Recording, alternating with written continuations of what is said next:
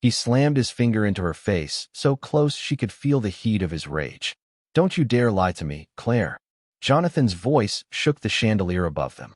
The sound reverberated through the polished living room, bouncing off the antique furniture that once symbolized stability, family, and love. Now it was nothing but the backdrop to a war neither of them ever imagined they'd fight. Claire's hands trembled as she tried to keep her composure, her lips parting as though words might save her. But she already knew the truth was about to destroy everything. Jonathan's sharp eyes bore into her, searching for a flicker of denial, a scrap of innocence he could still cling to. But he saw nothing.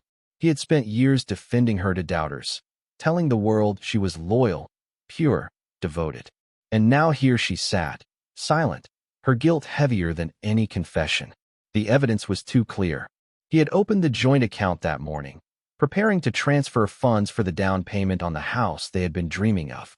Instead, what stared back at him was an empty balance, $200,000 gone, vanished overnight. "Where is it?" His voice cracked, no longer just anger, but the raw wound of betrayal. "Tell me where it went, Claire.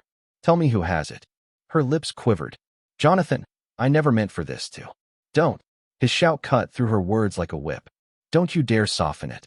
You drained our account. You handed over everything we built." "To who?" And then it hit him, like a lightning bolt through the dark.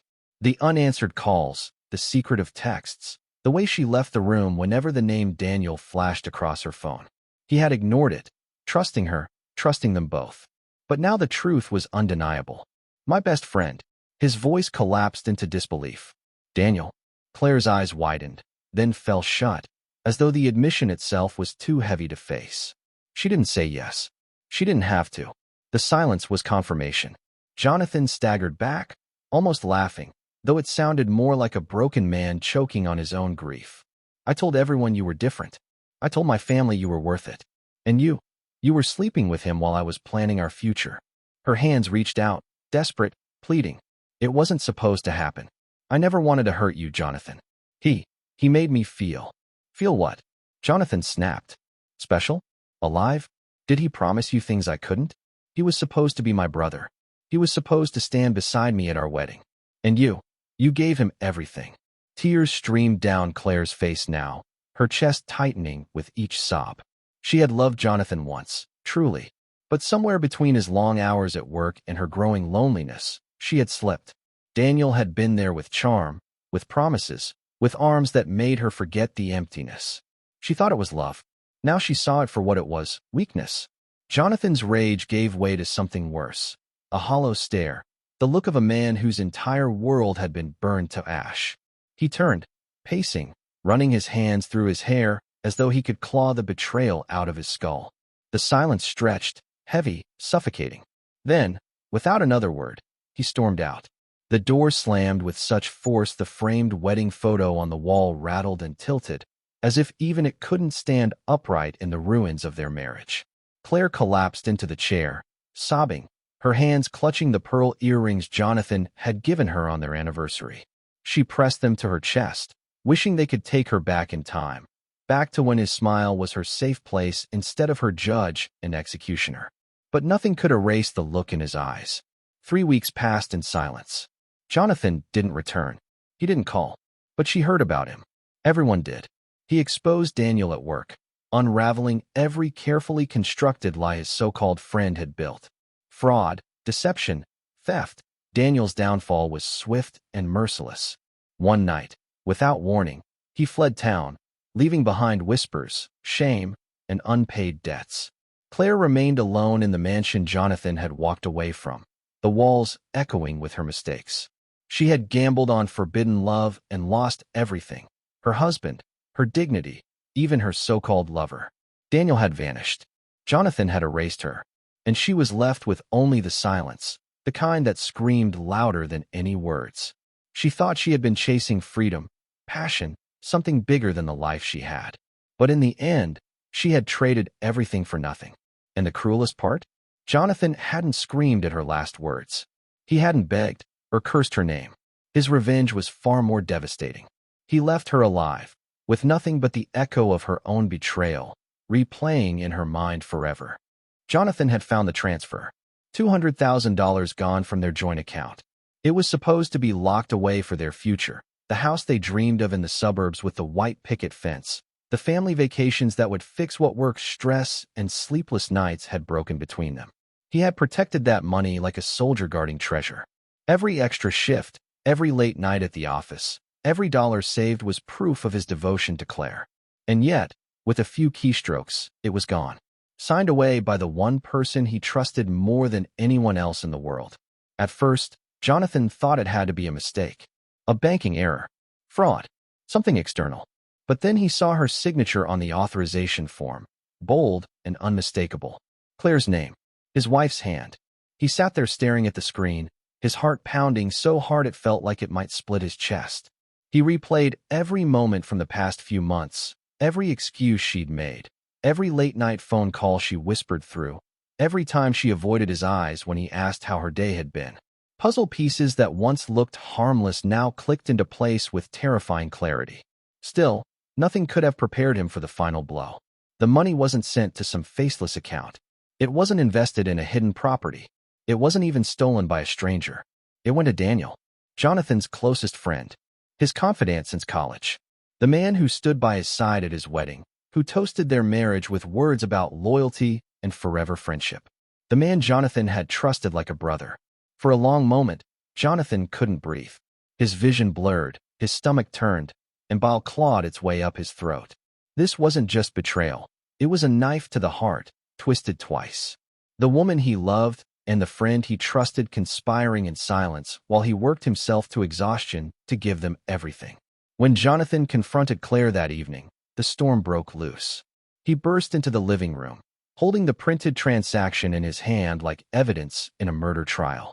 His voice thundered through the walls, shaking the chandelier above. "Don't you dare lie to me, Claire. Tell me why $200,000, our future, is sitting in Daniel's account." Claire froze, her face draining of color. She opened her mouth, but no sound came. Her hands twitched, trembling, caught between covering her face and reaching for him. Her silence was confirmation enough. Jonathan's fury cracked into disbelief. "Daniel? Of all people, Daniel? My best friend." His voice splintered, laced with rage and heartbreak. "Do you think I wouldn't find out? Do you think I'm blind?" Her tears came fast now. "Jonathan, please." "Please what? Please forgive you? Please ignore the fact that while I was building us a future, you were tearing it apart behind my back." His words sliced the air like glass. Claire finally choked out. It wasn't about the money. It was about... Don't say it. Jonathan's hand shook as he pointed at her, eyes burning. "Don't you dare tell me it was about love. Don't you dare insult me like that. Love doesn't steal. Love doesn't betray. Love doesn't crawl into my best friend's arms while I'm killing myself to give you everything." The room fell into silence, the kind that crushes the air out of your lungs. Claire's sobs filled the gaps, but they didn't reach him. Jonathan wasn't listening anymore. His heart had already turned to stone. That night, he walked out without another word. He didn't pack a bag. He didn't look back. The slam of the door was the only goodbye. Within days, Daniel's name was mud at work. Jonathan made sure of it. Emails, documents, and secrets Daniel thought were buried came to light. Fraud, lies, manipulation, his best friend, was exposed to everyone. Within a week, Daniel vanished, running from the ruins of his career and reputation. Claire stayed behind in the mansion, alone with the silence Jonathan left. The house became a prison of her own choices, every room echoing with what she had destroyed. She had gambled everything on passion, but when the dust settled, she had neither love nor money. Jonathan never returned. He didn't beg, didn't curse, didn't give her the closure she craved. His absence was the sharpest revenge, leaving her alive with nothing but guilt, regret, and the haunting memory of his eyes the moment he realized she had betrayed not just his trust, but his very soul. And for Claire, that silence was worse than any shouted accusation.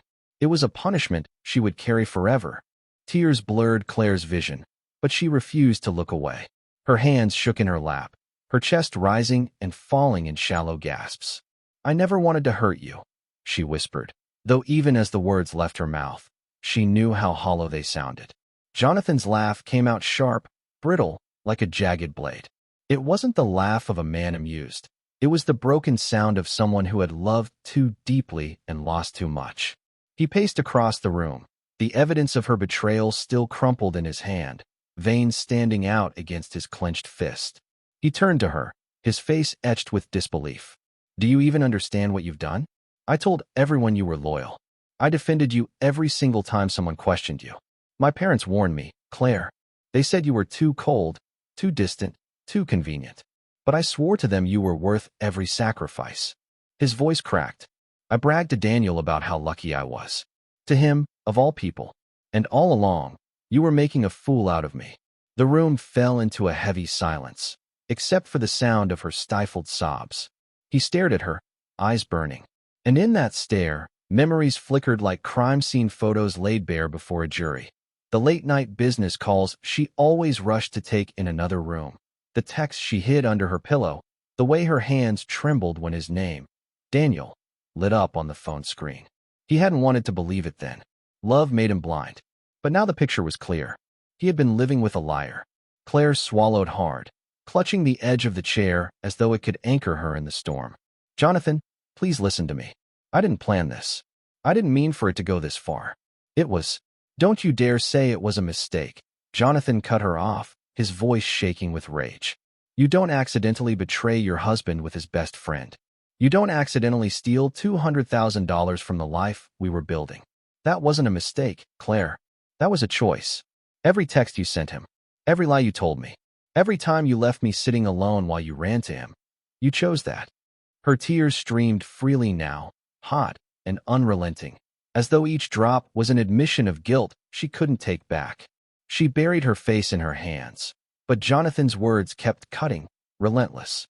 "I worked myself to the bone for us," he went on, his voice trembling between anger and heartbreak. "Every late shift, every sleepless night, every plan for our future, I did it because I believed in you. And what were you doing while I was breaking myself apart for us? Sneaking around with Daniel." The name hung in the air like poison. Claire's shoulders shook. "I was lonely," she cried, her voice muffled through her hands. "You were never home. You stopped seeing me. Daniel was there." Jonathan's eyes flared.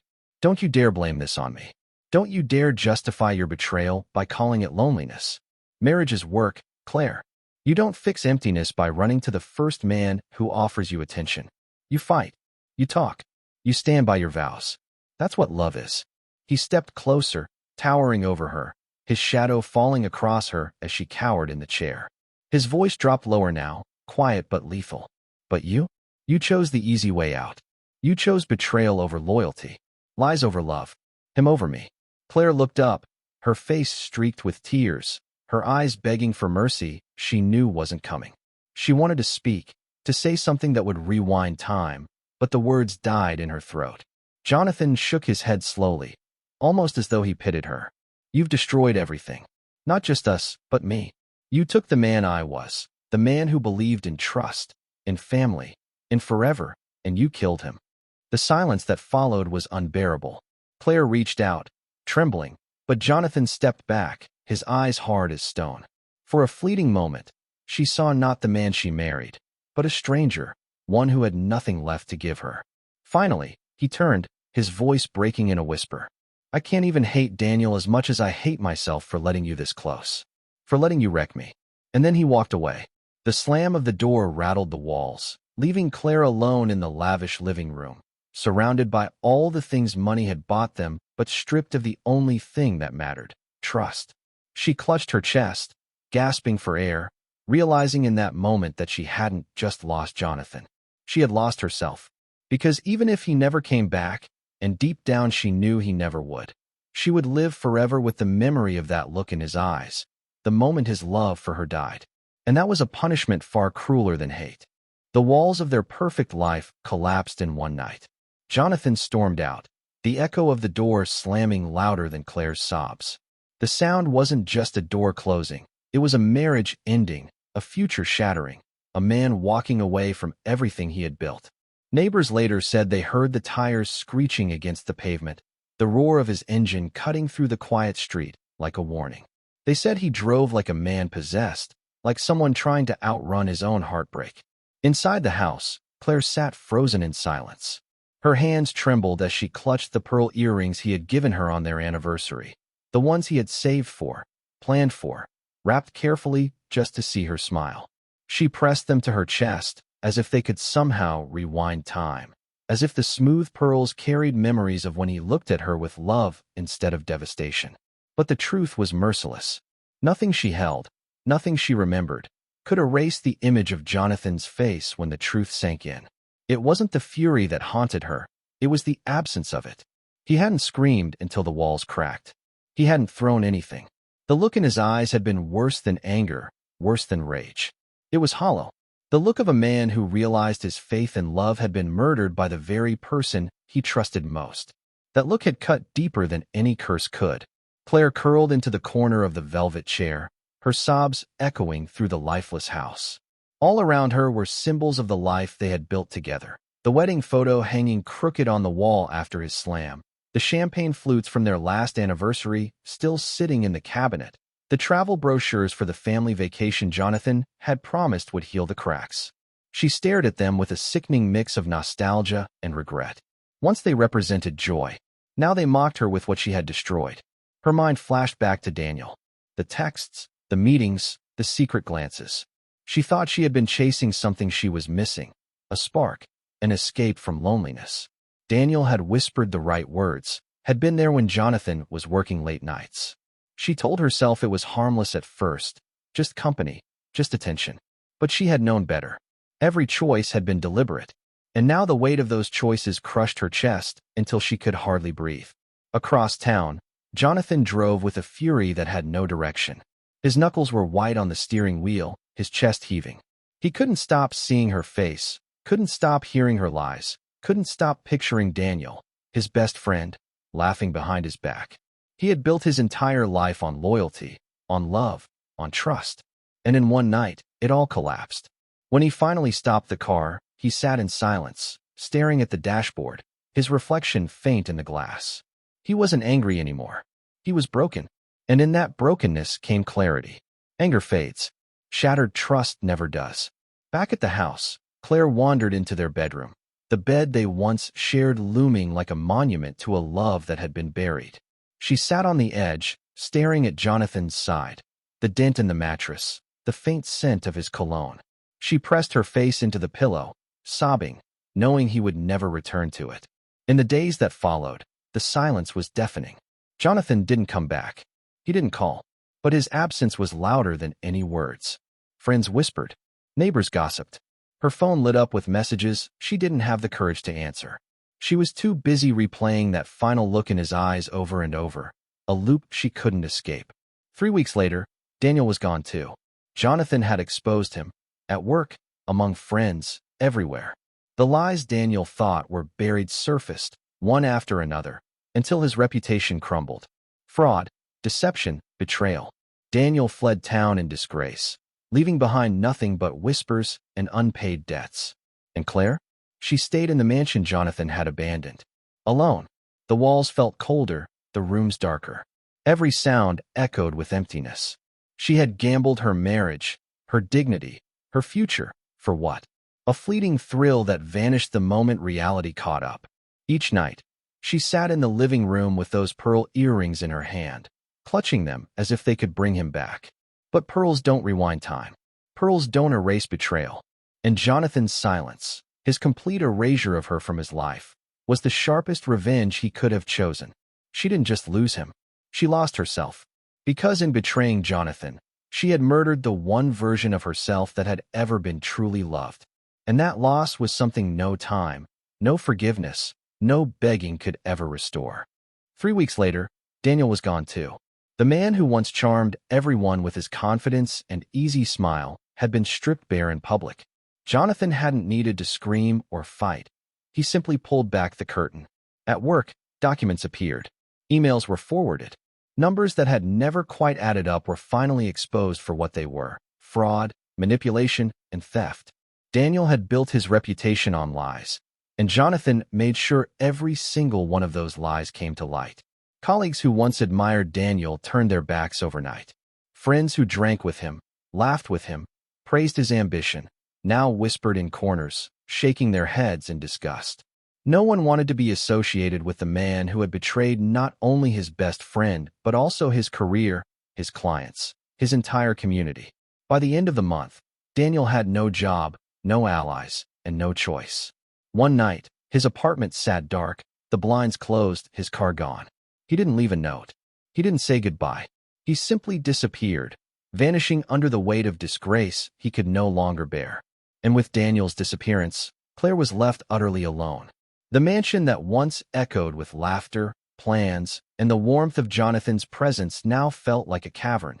Too big, too cold, too empty. She wandered the hallways in silence, her footsteps the only sound. At night, she lay awake in their king-sized bed, staring at the ceiling while the clock ticked louder than her heartbeat.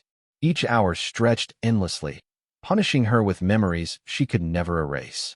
She had gambled everything on forbidden love. She told herself Daniel had been her escape, her spark, her second chance at happiness. But now, she wasn't left with love. She wasn't left with money. She wasn't even left with Daniel. All she had was silence. Jonathan's silence. And that silence was louder than any revenge. Because Jonathan hadn't just walked away, he had erased her.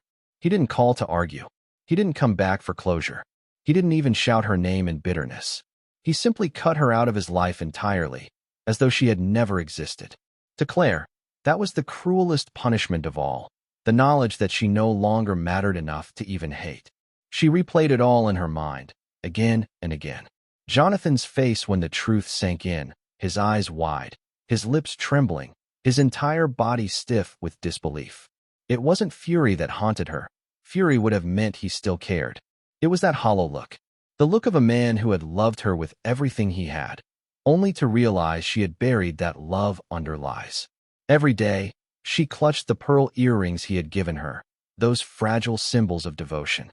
She pressed them into her palms until they left marks, as if pain could bring him back, as if regret could rewrite history. But pearls couldn't turn back time. They couldn't erase her betrayal. Neighbors noticed her decline. The curtains stayed drawn. Groceries piled up untouched. Once, Claire had been the woman who smiled politely at barbecues, who held Jonathan's hand at church, who seemed to have it all. Now she was a ghost in her own home, drifting through rooms that mocked her with memories of a life she had destroyed. Sometimes, she thought about calling Jonathan. But what would she say? That she was sorry? That it meant nothing? That she wanted him back? She knew none of those words would matter. The man she had betrayed no longer existed. Jonathan had walked out of that mansion not just as a husband, but as a man reborn, one who would never again let her into his heart. And so, Claire stayed trapped, not by walls or locked doors, but by her own choices. She had traded loyalty for desire, marriage for lust, trust for deceit. And in the end, all she held was emptiness. There was no grand explosion, no courtroom drama, no violent revenge, just silence. A silence so sharp it carved her from the inside out. Jonathan was gone. Daniel was gone. And Claire? She was left with the echo of her own betrayal, playing endlessly in her mind like a song she couldn't shut off. She thought she had chosen freedom. She thought she had chosen love. But what she had really chosen was a life sentence. One where the walls of her mansion became her prison, and Jonathan's silence became the chain she could never break. And as the years stretched ahead of her, one truth grew heavier every single day. The greatest revenge Jonathan had taken wasn't what he did to Daniel, or even what he did to her. It was what he didn't do. He left her alive, with nothing.